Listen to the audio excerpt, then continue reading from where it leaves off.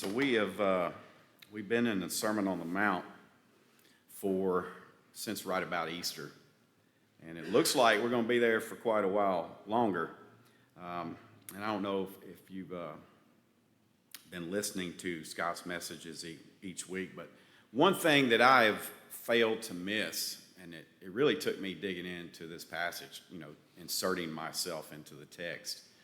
One thing that I failed to miss is just how radical Jesus' sermon is, and especially I think we see that today by our text. But I thought as I was preparing, what must it have been like to be a common, everyday Jewish person at the foot of that mountain, listening to Christ and the things that he's been saying. Going back to verse 20, what Scott has mentioned just about every sermon he's preached is that Jesus had told them that unless their righteousness exceeds that of the Pharisees, that they will never see the kingdom of heaven. And what that must have felt like. These were God's chosen people, right?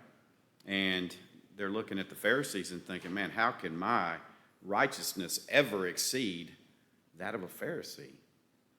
And it must have been for some disheartening. And think about the Pharisees, right? I'm sure there were some of them there listening to Christ. They kind of followed him around from time to time. And now they're hearing this small town rabbi tell them that there is a righteousness that is greater than the one that they have. And that, man, all along they've been thinking they've been doing everything right, and that most assuredly they're going to be in heaven. And Jesus tells them, no, your righteousness is not good enough.